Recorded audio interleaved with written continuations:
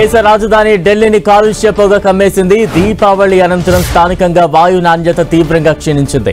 చాలా ప్రాంతాల్లో గాలి నాణ్యత 350 మార్కును క్రాస్ చేసింది. ఢిల్లీలోని అక్షరధాంలో 360, ఆర్కేపురంలో 380గా నమోదైంది. అటు కాలుష్యకారక సూక్ష్మ ధూళికణాల స్థాయిలు 5 ఏళ్ల గరిష్టానికి పెరిగినట్లు కేంద్ర కాలుష్య నియంత్రణ మండలి విశ్లేషించింది.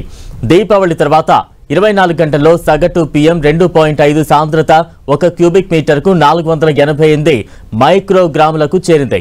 పండుగకు ముందు ఇది 156.6 మైక్రోగ్రాములుగా ఉంది.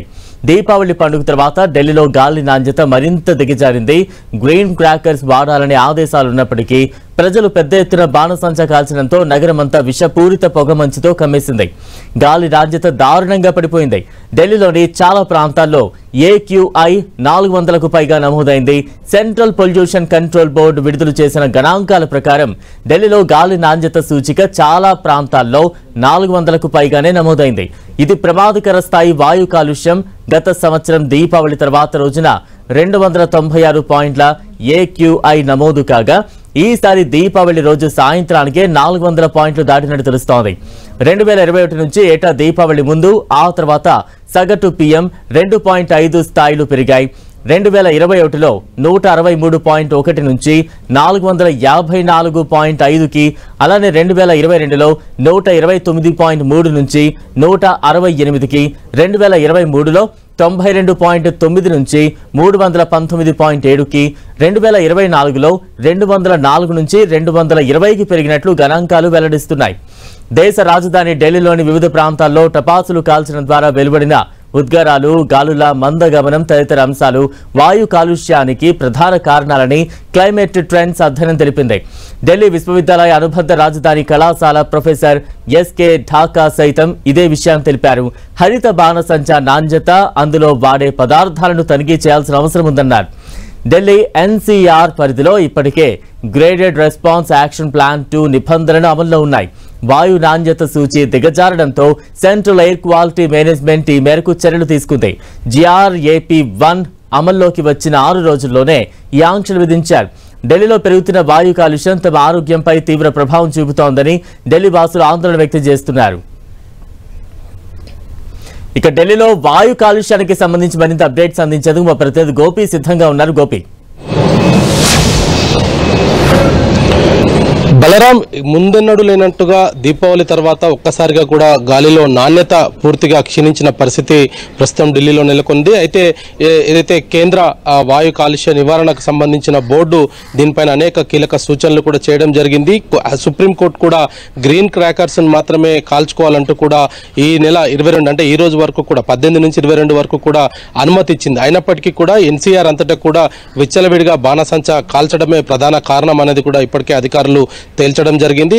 అయితే ఏదైతే గ్రీన్ క్రాకర్స్ కి సంబంధించి NCR బయట ఏదైతే తయారవుతాయో వాటన్నిటిని కూడా లోపలికి తీసుకురావద్దు అంటూ కూడా ఎప్పటికప్పుడు పెట్రోలింగ్ సిబ్బంది అంతా కూడా వీటిని తనిఖీలు నిర్వహించాలంటూ కూడా ఆర్డర్ ఇచ్చిన సందర్భంగా సుప్రీంకోర్టు వ్యక్తం చేయడం జరిగింది. అయినప్పటికీ కూడా ప్రజలు పెద్ద ఎత్తున బాణసంచా కాల్చేందుకే మొగ్గు చూపడం జరిగింది. దీంతో ఢిల్లీలో వాతావరణం ఒక్కసారిగా మారిపోయింది. గత సంవత్సరాలు గత 10 ఏళ్లుగా కూడా ఢిల్లీలో బాణసంచా పైన నిషేధాజ్ఞలు ఉండడం జరిగింది. ఆ తర్వాత ఇప్పుడు ప్రస్తుతం ఈ నిషేధాజ్ఞతలను కొంత సడలించి కేవలం గ్రీన్ క్రాకర్స్ కి మాత్రమే అనుమతిస్తూ సుప్రీంకోర్టు నిర్ణయం తీసుకోవడం జరిగింది. సుప్రీంకోర్టు నిర్ణయంతో దుకాణదారులంతా కూడా NCR వెలుపల తయారైన ఈ యొక్క బాణసంచాలన్నింటినీ కూడా తీసుకురావడం జరిగింది. వాటిని కొనేందుకే ఎక్కువ శాతం ప్రజలు మొగ్గు చూపారు. ఇటు హర్యానా, అదేవిధంగా ఉత్తరప్రదేశ్ నోయిడా, గుర్గాంకు సంబంధించిన 2 నగరాల్లో కూడా అత్యధికంగా ఇప్పటికే ఈ యొక్క బాణసంచాల వల్ల పూర్తిగా వాయు కాలుష్యం జరిగినట్టుగా కూడా ఇప్పటికే అధికారులు గుర్తించడం జరిగింది. ఎన్నడూ లేని విధంగా దీపావళికి ముందే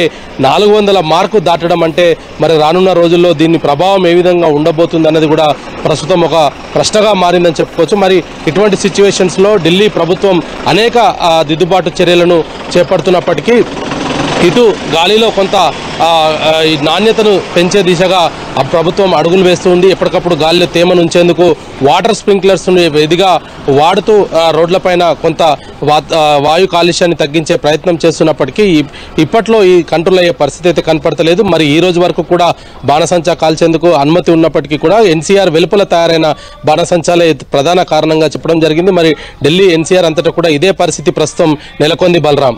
గోపి, అంటే ఎంత పెద్ద వాయు కాలుష్యం అక్కడ వేధిస్తూ ఉన్న సిచ్యువేషన్ కనిపిస్తోంది. దీంతో వైద్యులు ఏం చెప్తున్నారు, ఎటువంటి జాగ్రత్తలు తీసుకోవాలంటున్నారు, ఏ వయసుల వారి మీద ఈ ప్రభావం ఎక్కువగా ఉంటుందంటున్నారు? బలరాం, ఇది ముఖ్యంగా చిన్నపిల్లలు, వృద్ధులలో ఎక్కువగా దీని ప్రభావం ఉంటుంది అనేది కూడా ప్రస్తుతం వైద్యులు చెప్తున్న పరిస్థితి ఉంది. అదేవిధంగా లంగ్స్ ఇన్ఫెక్షన్స్ ఉన్న వాళ్ళు కావచ్చు, నిమోనియా పేషెంట్స్ ఖచ్చితంగా మాస్క్ ధరించే బయటకు వెళ్లాల్సిన అవసరం ఉంది అనేది కూడా ఆరోగ్య శాఖ అయితే చెప్తూ ఉన్న పరిస్థితి అయితే ఉంది. అయితే ఈ 2-3 రోజుల్లో ఈ వాయు కాలుష్యానికి సంబంధించి ప్రభుత్వం ఏదో ఒక చర్యలు చేపడుతుంది అనేది కూడా కొంత ఆశాభావం వ్యక్తం చేస్తున్నప్పటికీ ప్రజల్లో చైతన్యం రాకపోవడమే ఈ యొక్క ప్రధానంగా ఈ రోజు జరిగిన ఈ యొక్క రికార్డ్స్ నమోదుకు కారణం అనేది కూడా మనం స్పష్టంగా అర్థం చేసుకోవచ్చు. ఎందుకంటే దీపావళి గతంలో ఎప్పుడు కూడా ఇటువంటి దీపావళికి సందర్భంగా ఇటువంటి గాలిలో నాణ్యత క్షీణించడం జరగలేదు. మరి ఇప్పుడు ఈ యొక్క పటాకుల వల్ల ఈ యొక్క గాలిలో నాణ్యత తగ్గిపోవడం జరిగింది. మరి ఇటువంటి సిచ్యువేషన్ కంట్రోల్ చేసేందుకు అధికారులు అయితే పూర్తిగా సిద్ధమైన పరిస్థితి అయితే కనపడుతుంది. Balaram, right, thank you Gopi.